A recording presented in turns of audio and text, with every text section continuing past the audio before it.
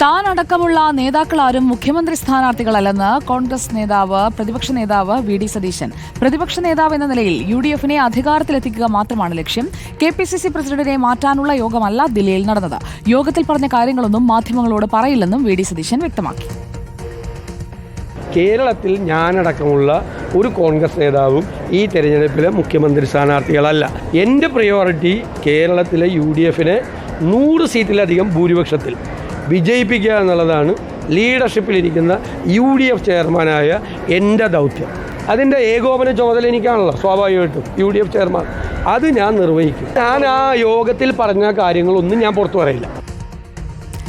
അലി അക്ബർ ഷാ നമുക്കൊപ്പം ചേരുന്നു തത്സമയം. അലി അക്ബർ ഷാ, യോഗത്തിൽ നടന്ന കാര്യങ്ങളൊന്നും പുറത്ത് പറയുന്നില്ല. പക്ഷേ മുഖ്യമന്ത്രി സ്ഥാനാർത്ഥിയെ സംബന്ധിച്ചുള്ള ഓരോരുത്തരുടെയും അവകാശവാദങ്ങൾ ഇനി വേണ്ട എന്ന് ഹൈക്കമാൻഡ് കൃത്യമായി നിർദ്ദേശിച്ചിട്ടുണ്ട് എന്നത് പരോക്ഷമായി വ്യക്തമാവുകയല്ലേ?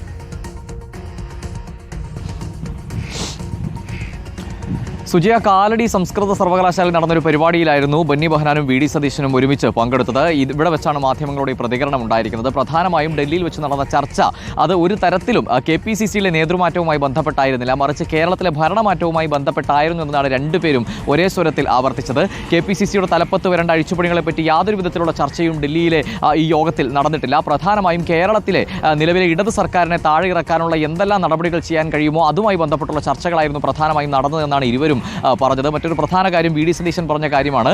മുഖ്യമന്ത്രി സ്ഥാനാർത്ഥിയാകാനുള്ള നീക്കത്തെപ്പറ്റി ചോദിച്ചപ്പോഴായിരുന്നു അദ്ദേഹം പറഞ്ഞത് താനോ നിലവിലുള്ള ഒരു നേതാക്കളും നിലവിൽ മുഖ്യമന്ത്രി സ്ഥാനാർത്ഥികളാകില്ല. അത്തരത്തിലുള്ള ഒരു നീക്കവും തങ്ങളുടെ ഭാഗത്തുനിന്നുമില്ല. മറിച്ച് ഈ പ്രതിപക്ഷ നേതാവ് എന്ന നിലയിൽ UDF-ന്റെ ഗംഭീരമായൊരു വിജയം ഉറപ്പാക്കുക, കേരളത്തിൽ ഇടത് സർക്കാരിനെ താഴെ ഇറക്കി UDF-ന്റെ വിജയം ഉറപ്പിക്കുക എന്നത് മാത്രമാണ് നിലവിൽ തന്റെ ലക്ഷ്യം എന്നതുമാണ് പ്രധാനമായും വി ഡി സതീശൻ പറഞ്ഞത്.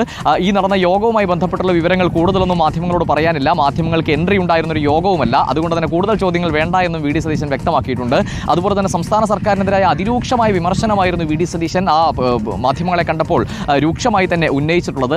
സംസ്ഥാനത്ത് വർദ്ധിച്ചു വരുന്ന ലഹരി ഉപയോഗവുമായി ബന്ധപ്പെട്ട് സംസ്ഥാന സർക്കാരിന് ഗുരുതരമായ വീഴ്ച സംഭവിക്കുന്നു, ആഭ്യന്തര വകുപ്പിന് ഗുരുതരമായ വീഴ്ച സംഭവിക്കുന്നു, എക്സൈസ് നോക്കുകുത്തിയാകുന്നു എന്ന നിലയിലുള്ള അതിഗുരുതരമായ ആരോപണം. ക്യാമ്പസുകളിലേക്ക് SFI ഉൾപ്പെടെ DYFI ഉൾപ്പെടെ ഇത്തരത്തിൽ വലിയ രീതിയിൽ ലഹരി ഉപയോഗം വ്യാപിപ്പിക്കുന്നു. ലഹരി ഉപയോഗത്തിന്റെ തലപ്പത്തെല്ലാം ഇരിക്കുന്നത് ക്യാമ്പസുകളിൽ SFI ആണ് എന്ന നിലയിലുള്ള അതിരൂക്ഷമായ വിമർശനമാണ് പ്രതിപക്ഷ നേതാവ് വി ഡി സതീശൻ ഉന്നയിച്ചത്. എന്തായാലും ഏറ്റവും പ്രധാനപ്പെട്ട കാര്യം ഇത് തന്നെയാണ്. മുഖ്യമന്ത്രി സ്ഥാനാർത്ഥിയാകാൻ താനോ നിലവിൽ തലപ്പത്തിരിക്കുന്ന നേതാക്കളോ ആരുമില്ല എന്നുള്ളതാണ്.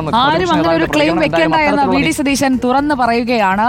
UDF ചെയർമാൻ എന്ന നിലയിൽ UDF-നെ അധികാരത്തിലെത്തിക്കാൻ ശ്രമിക്കും എന്നതുകൂടി അദ്ദേഹം പറയുന്നുണ്ട്.